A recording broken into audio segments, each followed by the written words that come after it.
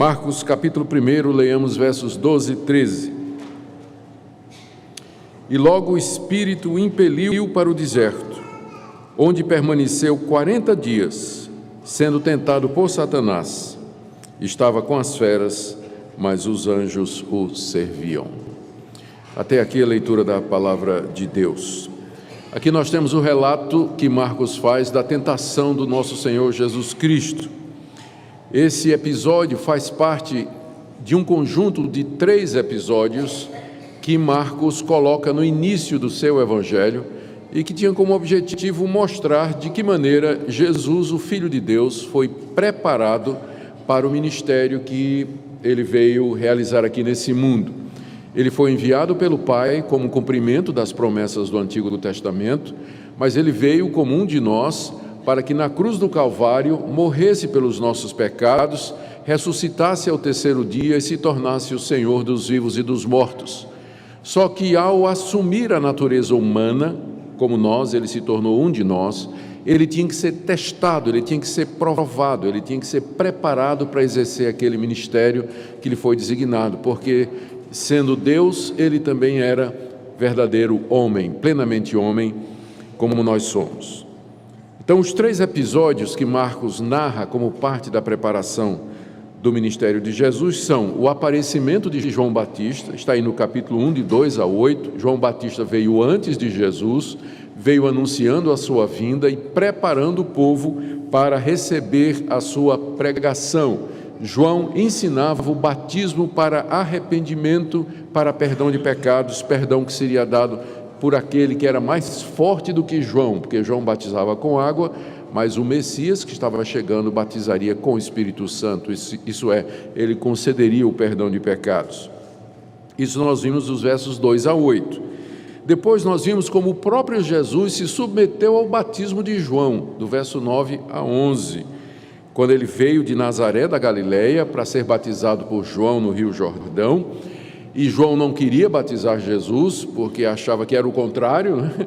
João é que precisava ser batizado por Jesus, mas Jesus pediu para que assim se cumprisse toda a justiça, e depois que Jesus foi batizado, os céus se abriram, foi ouvida uma voz que dizia: "Este é o meu Filho amado, em quem me comprazo", era a voz de Deus Pai, confirmando que aquele, que Jesus de Nazaré, de fato era o Messias, o seu Filho, e o Espírito Santo desceu na forma de uma pomba sobre Jesus Cristo, logo após o seu batismo, enchendo o Senhor Jesus com o Espírito Santo, capacitando, ungindo para que ele pudesse exercer o seu ministério.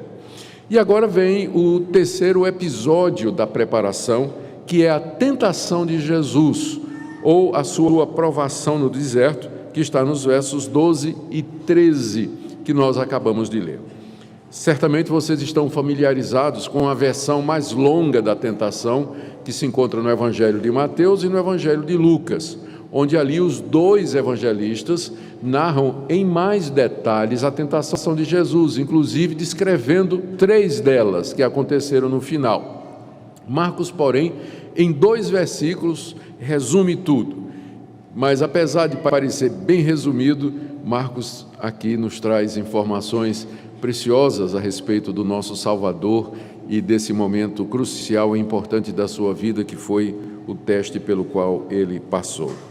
Vamos então, queridos, tentar entender a tentação do nosso Senhor e Salvador Jesus Cristo a partir dessas palavras que Marcos registrou de maneira inspirada e dada por Deus. Primeiro, Marcos destaca a ocasião em que Jesus foi tentado. Ele inicia essa passagem dizendo: "E logo o Espírito o impeliu para o deserto", ou seja, e logo depois do que tinha acontecido antes. O que aconteceu antes? Está nos versos de 9 a 11. Foi quando Jesus recebeu o batismo das mãos de João e o Espírito Santo veio sobre ele. E logo, sem pausa, sem que tivesse um momento de descanso, sem nenhum intervalo, na sequência, o Espírito Santo o leva para o deserto. Isso sugere que Deus estava agindo numa sequência, ou seja, o anúncio da chegada do Messias, em seguida ele é batizado e logo ele tem que ser testado, logo ele tem que ser provado. Por quê? Porque no batismo de Jesus, que aconteceu nos versos anteriores, ele foi declarado ser o Filho de Deus. Deus disse lá do céu: este é o meu Filho amado em quem me comprazo. O Espírito Santo desceu sobre ele. Agora era necessário que tudo aquilo fosse provado. Ele era mesmo o Filho de Deus, ele resistiria às tentações, estava ele capacitado para exercer a redenção da raça humana, por isso que diz que logo, em sequência, ligando os dois eventos. Interessante também aqui é notar a semelhança com a história de Israel, não sei se vocês perceberam. Depois que Moisés tirou os israelitas do Egito, de debaixo da opressão de Faraó, abriu o mar. E os israelitas passaram, ali foi o batismo dos israelitas. Paulo fala sobre isso em 1 Coríntios 10, quando diz que eles foram batizados na nuvem e no mar. E logo depois que eles foram batizados no Mar Vermelho, o que é que estava esperando eles do outro lado do rio? Exatamente o deserto, onde eles foram provados durante 40 anos. Então é como se a sequência aqui estivesse imitando o que aconteceu com a nação de Israel: batismo e logo em seguida tentação no deserto. Exatamente a mesma história, Deus repetindo, talvez para nos dizer que depois do nosso batismo, da nossa profissão de fé e do público recebimento como filhos de Deus, nós não entramos no céu. O que está esperando você é o deserto, logo em seguida, que vai durar até o dia da sua morte, em que nós seremos provados, testados a cada dia. Segundo lugar, Marcos nos dá a razão pela qual Jesus foi levado ao deserto para ser tentado. Essa razão está aqui no verbo impelir. Diz aqui que depois que ele foi batizado, logo o Espírito o impeliu para o deserto. Jesus havia sido cheio do Espírito Santo nos versos anteriores, e agora esse Espírito o impele para o deserto. Impelir é um verbo mais forte do que está sendo traduzido. O próprio Marcos usa o verbo impelir várias vezes no seu evangelho para se referir à expulsão de demônios.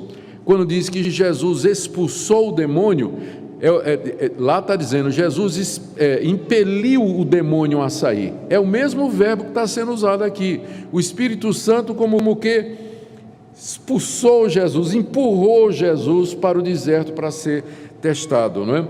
Tanto é que Mateus e Lucas, que foram escritos depois de Marcos, eles parecem que tentam suavizar um pouco a linguagem de Marcos. Mateus diz que Jesus foi levado pelo Espírito, e Lucas diz que Jesus foi guiado pelo Espírito, mas Marcos diz que não, ele foi impelido pelo Espírito Santo, não é, para o deserto. O que Marcos queria dizer quando ele escolheu esse verbo tão forte? Não é que Jesus foi contra a sua vontade, mas dizer que mas que o Espírito, de uma forma firme e irresistível, o conduz ao local da tentação, indicando que a tentação que se seguiria era algo inevitável e que Jesus tinha que passar por ela. O Espírito agiu no coração de Jesus, o persuadiu com uma compulsão irresistível, de forma que, assim que ele foi batizado, ele virou-se e os seus pés se encaminharam para as regiões mais profundas do deserto da Judeia, onde ele haveria de ser tentado pelo tentador. E aqui nós já podemos então perguntar, por que o Espírito o impeliu? Por que a tentação era inevitável? 3 coisas nós sabemos a respeito disso. Primeiro, para que Jesus ele passasse vencedor pelo mesmo teste onde o primeiro homem falhou.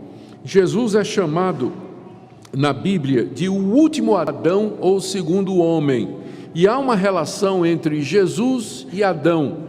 Adão foi o primeiro homem que Deus criou, ele era o representante de toda a humanidade, e ele foi também testado, ele também foi provado pelo mesmo tentador, embora num jardim.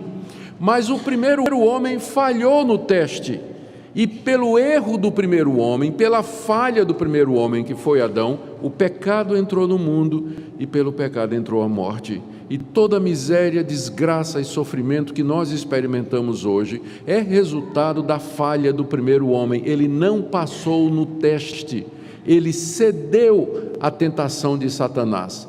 Deus então mandou um outro Adão, que também é cabeça de uma nova raça, que é a igreja. E da mesma forma ele vai ser igualmente testado, ele vai ser igualmente provado. Será que ele vai resistir ao tentador? Será que ele vai sair vitorioso? É por isso que o Espírito impele para o deserto, porque ele precisa enfrentar aquele teste no qual Adão havia falhado. Segundo, era preciso que ele, como filho de Deus, vencesse o diabo. Porque com a falha do primeiro homem, Satanás se tornou o príncipe desse mundo, o espírito que agora opera nos filhos da desobediência. Ele é o enganador de todo mundo, que mantém as nações cativas. Ele é o mentiroso, ele é o dissimulador, ele é o destruidor, inimigo de Deus e que quer destruir a raça humana. Para que Cristo pudesse redimir a raça humana, salvar a raça humana do poder de Satanás, ele tinha que vencê-lo, mano a mano, frente a frente, num confronto lá no deserto. E, de fato, a partir da vitória de Cristo, nesse encontro, nós vamos começar a ver do verso 14 em diante, que a partir dali Jesus sai para saquear a casa de Satanás. E ele vai expelir demônios, vai expulsar Satanás das pessoas, vai libertar pecadores, vai resgatar os perdidos, vai anunciar o reino de Deus e finalmente vai derrotar Satanás na cruz. Mas a vitória dele tem que começar ali. Ele precisa vencer o diabo para que ele possa ser o redentor da humanidade. Mas tem uma terceira razão pela qual ele precisava ir ao deserto para ser tentado, por isso o Espírito o impeliu. É que ele precisava aprender a ser tentado, ele precisava suportar as tentações para que um dia ele pudesse ser o nosso intercessor. Em Hebreus capítulo 2, 17 a 18, e Hebreus capítulo 4, 14 a 16, o autor da carta aos Hebreus nos ensina e nos encoraja a nos aproximarmos de Jesus quando nós estamos sendo tentados, porque ele também foi tentado. Ele sabe o que é ser tentado. Como nós, ele passou por muitas tentações e venceu todas elas. Ele tem empatia por nós, ele entende a nossa situação, ele sabe o que é ser acossado pelo diabo e, portanto, ele pode oferecer socorro real como uma pessoa que entende o que nós estamos passando. Então, não somente para que ele pudesse ser o nosso Salvador, mas também o nosso mediador, intercessor, Jesus precisava, era imperioso que ele fosse impelido, que ele fosse para o deserto, e por isso o Espírito de Deus o impele para lá, ele tem que passar por aquele teste. Em terceiro lugar, Marcos nos informa o local da tentação. Ele diz, e logo o Espírito o impeliu para o deserto. O deserto aqui, a gente deve entender, é a região mais inóspita do deserto, era o local mais interior do deserto da Judéia. Porque no deserto ele já estava, porque João estava batizando no deserto, lá onde o rio Jordão passava e fazia uma curva, tinha um lugar, e João estava batizando lá, mas já era no deserto. Então o deserto aqui é o local mais deserto, o local mais profundo. Alguns até acham que foi próximo do Monte Sinai. Hoje existem várias capelas e igrejas construídas no que o pessoal entende que foi o local da tentação. Mas a verdade é que nós não sabemos com exatidão, porque os evangelhos dizem apenas que o Espírito o impeliu para o deserto, para que ele fosse tentado, não é? E deve, como eu disse, ter sido aquela região mais árida, mais profunda do deserto da Judéia. Por que o deserto? Eu penso em dois motivos. O primeiro, para que a tentação fosse mais severa. A tentação fosse mais severa ainda. Lá não tinha alimentos, lá não havia água, as condições de repouso e sono eram extremamente precárias extremo calor de dia, muito frio de noite e a ameaça de animais selvagens. Foi para lá que o Espírito de Deus impeliu Jesus Cristo. A segunda razão, aqui há um simbolismo aqui. Adão foi tentado num jardim, o primeiro homem foi tentado no jardim, e o último Adão foi tentado no deserto, para que a sua vitória fosse mais retumbante e gloriosa. Ser tentado no jardim é mais fácil resistir. Ser tentado no deserto é mais difícil, porque as condições, o ambiente, como que colabora, não é? O ambiente externo colabora com a tentação interna e a pessoa se sente mais tentado a ceder alguma coisa. Tipo assim, se você está com fome, diz que essas pedras se transformam em pães. Adão teria dito: para quê? Está cheio de fruta aqui. Estou cercado de fruteira, não preciso transformar pedra em pão, estou cercado de fruta, tem muito alimento. Mas no deserto não tinha. No deserto não tinha. Então, o ambiente contribuiria para a severidade do teste de Jesus, para que a sua vitória fosse mais gloriosa. Há também um outro simbolismo. A nação de Israel passou 40 anos no deserto e falhou completamente. Mas agora o filho de Israel, em 40 dias, ele vence completamente. Então, há esse simbolismo dos 40 dias no deserto. Isso nos leva ao quarto ponto que Marcos coloca aqui no seu breve relato, que é o tempo da provação. Diz aí, verso 12, que o Espírito logo o impeliu para o deserto, e no verso 13, onde ele permaneceu 40 dias. Nós sabemos pelos dois outros evangelhos, Mateus e Lucas, que durante esse tempo ele não comeu e nem bebeu. Ele estava em jejum diante de Deus para poder suportar as tentações. Temos a impressão, a gente fica com a impressão, se a gente lê somente Mateus e somente Lucas, de que ele só foi tentado no final com aquelas 3 tentações. Mas quando Marcos diz aqui que ele permaneceu 40 dias sendo tentado por Satanás, então fica claro para nós de que aquelas 3 tentações que são mencionadas por Mateus e Lucas, elas foram a tentativa final do diabo ao término dos 40 dias, mas que ele já vinha tentando Jesus durante os 40 dias. Foi 40 dias de tentação, de todo tipo de provação e teste. Nós não sabemos que outras tentações foram, além daquelas 3 mencionadas por Mateus e Lucas, mas lá em Hebreus capítulo 4, de 14 a 16, diz que ele foi tentado de todos os tipos e de todas as formas, e que é por isso que ele pode também nos socorrer. Por que 40 dias? Vem a pergunta. E mais uma vez eu imagino que Marcos está aqui, ou que aconteceu e Marcos registrou, por conta do simbolismo. Tem 3 eventos no Antigo Testamento relacionados com 40 dias. Primeiro, a lei veio por Moisés, depois que Moisés ficou quantos dias no alto do monte sem comer? 40 dias. Moisés ficou no alto do monte Sinai 40 dias sem comer para receber a lei. A graça agora veio através de Jesus, que cumpriu essa lei durante 40 dias. Ele cumpriu aquela lei que foi dada em 40 dias, ele cumpriu durante os 40 dias. Segundo evento, Elias, o maior profeta do Antigo Testamento, caminhou sem comer 40 dias para o encontro com Deus na luta contra os falsos profetas. Jesus, que é muito maior do que Elias, é o maior de todos os profetas de Deus, ele vence Satanás depois de 40 dias de guerra espiritual. Como já mencionei, terceiro episódio, Israel passou 40 anos no deserto, sendo preparado para entrar na terra prometida. Jesus é, da mesma forma, tentado, testado e aprovado por 40 dias para poder nos dar acesso à terra prometida, a Canaã celestial. Tudo isso aponta para Jesus como sendo o que veio cumprir as profecias, aquele que é a consumação, a realização de todos os tipos, figuras e símbolos do Antigo Testamento no que diz respeito à redenção. Mas vamos para o quarto ponto de Marcos aqui, no verso 13.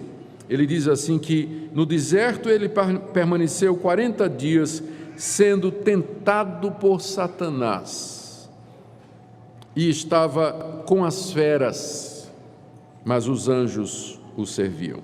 Eu quero destacar 4 pontos aqui.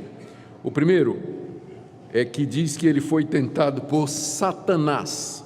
A palavra Satanás quer dizer adversário, e é o nome que nós damos àquele anjo caído, o demônio que é o líder das forças espirituais do mal, o príncipe desse mundo, o inimigo de Deus e dos homens, que também é chamado do diabo, do enganador, do maligno e da antiga serpente. Por que Jesus tinha que ser tentado por ele? Porque foi ele próprio quem tentou e venceu Adão no paraíso, o mesmo tentador que milhares de anos antes tentou Adão lá no paraíso, é o mesmo espírito imortal que estava ali no deserto para tentar Jesus. Pela queda de Adão, nós já vimos, lhe foi dado poder sobre a humanidade. Ele oprime, engana, corrompe, possui, leva à morte os homens sem Deus. Era preciso então que Satanás, significa o adversário, ele fosse derrotado por outro homem, outro representante, outro cabeça de raça, e assim abrisse o caminho para a redenção. Então esse é o primeiro ponto aqui a respeito da tentação, que é aquele que tentou Jesus, Satanás. O segundo são as tentações. De que maneira ele tentou Jesus? Como eu disse, Marcos não deixa claro. Os outros evangelhos mencionam 3 tentações que são bem conhecidas. Primeiro, transformar pedra em pães. Segundo, tentar a Deus pulando do alto do templo. E terceiro, adorar Satanás em troca dos reinos desse mundo. Essas foram apenas 3 das muitas tentações e representam o esforço final do diabo para levar Jesus a pecar. Tudo isso é muito similar ao que Satanás fez lá no Jardim do Éden, vocês se recordam. Lá ele tentou Adão e sua mulher a obter poder e ser igual a Deus, tentar agir e viver de forma independente de Deus e se submeter a Ele. São as mesmas tentações numa roupagem diferente.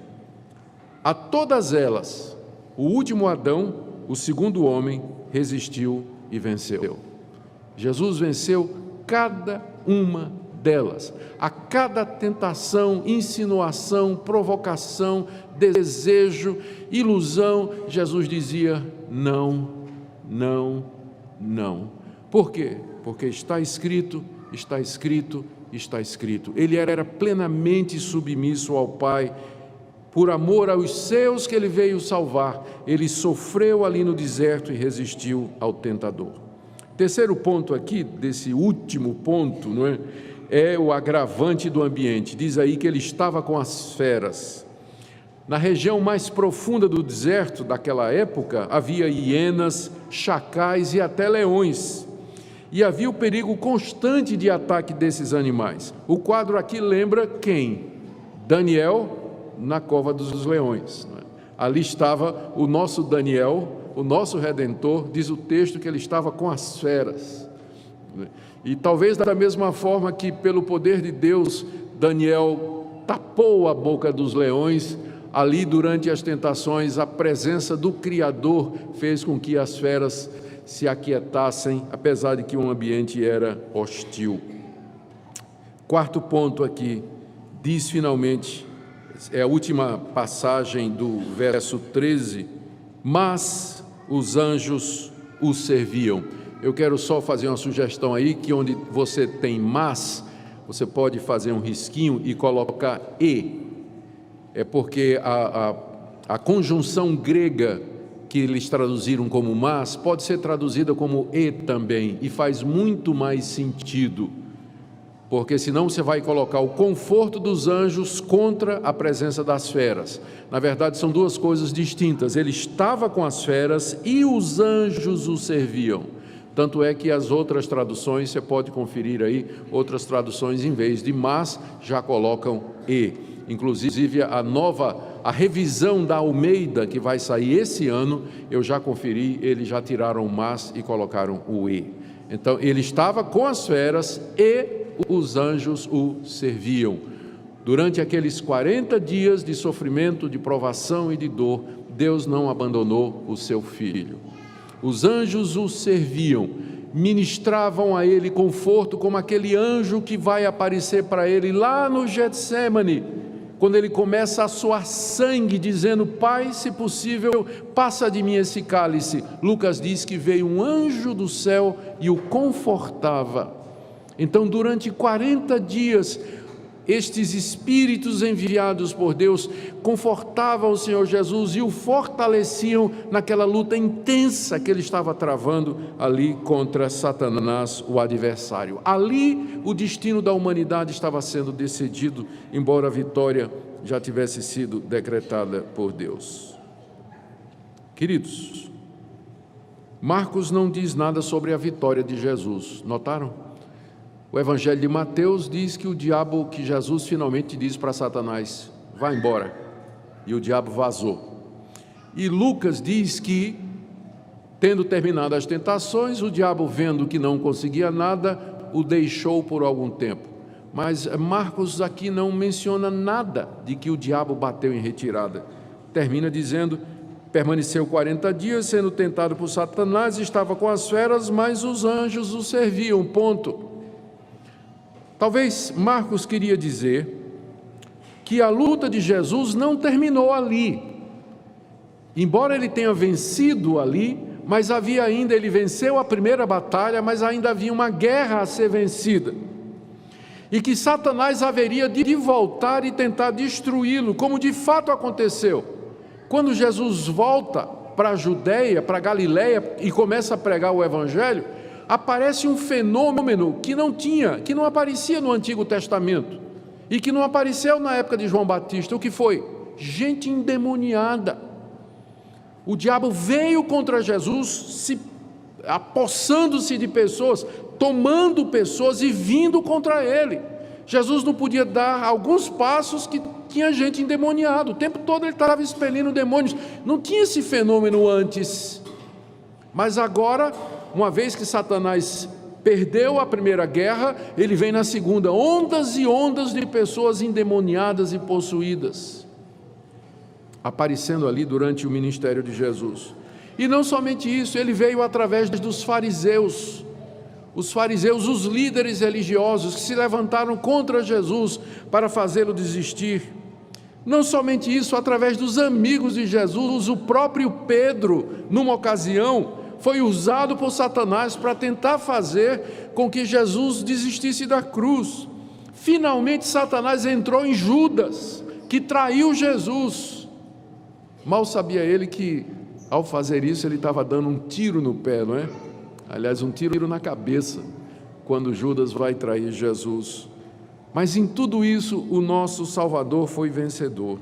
Ele nunca cedeu a qualquer tentação de Satanás. Ele obedeceu perfeitamente ao Pai, e é por isso que ele pôde morrer na cruz como nosso representante, porque se Cristo tivesse cedido ao diabo, se ele tivesse caído na mínima tentação, ele teria se tornado um pecador, e ao morrer na cruz, ele estava apenas recebendo o que o seu pecado merecia. Mas porque ele não tinha pecado, porque ele obedeceu perfeitamente, ele vai para a cruz puro, inocente, perfeito, vitorioso, e a sua morte pode ser aplicada, pode ser atribuída como o pagamento do pecado de muitos. E é por isso que o sacrifício dele tem valor para a minha redenção, porque a minha morte e o meu castigo são imputados a ele. Deus olha para Jesus e vê em Jesus o meu castigo sendo pago, a minha culpa sendo expiada através do seu sacrifício. A obediência de Cristo é a base da nossa redenção. Se ele não tivesse vencido o diabo, nós não poderíamos ser redimidos. Terminando, o que é que nós podemos aprender sobre o nosso Redentor? Ele era realmente um de nós. Ele foi tentado como nós somos. Ele sentiu o poder e a força da tentação, muito embora ele não podia cair. em pecado por causa da sua divindade, ele resistiu e venceu a tudo. E agora ele pode redimir completamente os que nele creem. Ele pode socorrer os que são seus quando são tentados. Isso nos leva a algumas aplicações práticas com as quais eu quero terminar nessa manhã. Primeiro, você deve ter ouvido falar de batalha espiritual. Batalha espiritual é uma realidade, mas infelizmente o conceito é muito deturpado em algumas igrejas que reduzem a batalha espiritual a você expelir o devorador, o destruidor e aquele que corrompe e consome os seus bens materiais. Para muita gente, em muitas igrejas, batalha espiritual é você expelir o demônio que está tirando a sua saúde, ou que está prejudicando os seus negócios, ou que está atrapalhando o seu casamento. Gente, essa é a batalha espiritual, a luta para não cair em tentação, para resistir ao diabo, para não ser levado pelas suas mentiras, para nos mantermos puros e fiéis diante de Deus. Essa é que é a verdadeira batalha espiritual. Segunda coisa que nós aprendemos, a importância de estar preparado. Às vezes o Espírito de Deus vai impelir você para o deserto. Não pense que a vida cristã é um mar de rosas e que tudo irá bem, vai ser sempre felicidade e alegria. Quem lhe disse isso devia ser processado por propaganda enganosa. Eu não sei se algum pastor lhe disse isso, mas é propaganda enganosa. O Espírito de Deus vai impelir você para o deserto, e lá você vai ser tentado, e às vezes não é 40 dias, são anos de provas, de testes. Você realmente ama a Deus? Você ama a Deus pelo que Ele é, ou por aquilo que você acha que Deus pode lhe dar? Transforme essas pedras em pães. Mais importante é a comida do que o serviço a Deus. Testa a Deus, provoca a Deus. Se você me adorar, te darei todos os reinos do mundo. E para isso nós precisamos estar preparados, irmãos, porque somos tentados diariamente pelo mesmo adversário, pelo mesmo tentador. E para isso nós precisamos, como Jesus, estar submissos a Deus, cheios do Espírito Santo, conhecedores da palavra. Jejuar ocasionalmente também é bom, como ele fez para poder enfrentar. Por que muitos crentes caem? Por que muitos crentes cedem? Por que eles adulteram? Por que eles mentem? Por que eles brigam? Por que eles rompem relacionamentos? Por que eles cometem desonestidades? Eles foram tentados e eles não estavam preparados para resistir ao tentador. Terceiro ponto, o tempo da provação está na mão de Deus, queridos. Ele é quem determinou os 40 dias, por isso paciência. Eu sei que já no primeiro dia você diz assim: ó Deus, eu não aguento mais. Por que isso está acontecendo comigo? O que eu fiz para merecer isso, Deus? No primeiro dia você já começa, né? Será que vai durar muito, ó Deus? Lembra daquela promessa: o choro pode durar uma noite, mas a alegria vem pela manhã. Aí no dia seguinte fica pior, né? Aí o crente se lamuria, chora, murmura, reclama. Gente, o tempo do teste, quem vai determinar é Deus. O que Ele quer de nós é exatamente isso, que nós nos submetamos a Ele, que nós possamos dizer: Senhor, não sei quanto tempo essa provação vai durar, mas enquanto ela durar, eu quero ser fiel a Ti, eu quero viver para a Tua glória. Dá-me força, me renova, para que eu possa fazer o Teu querer e a Tua vontade. E minha última palavra é para todos nós: ao sermos tentados, testados e provados na fornalha da aflição, nos lembremos do nosso mediador, que passou pelo deserto, que passou pela mão do tentador, venceu e triunfou. Pode se compadecer de nós, porque Ele sabe o que é ser tentado. Nós temos à direita de Deus um como nós, que intercede por nós e entende das nossas fraquezas.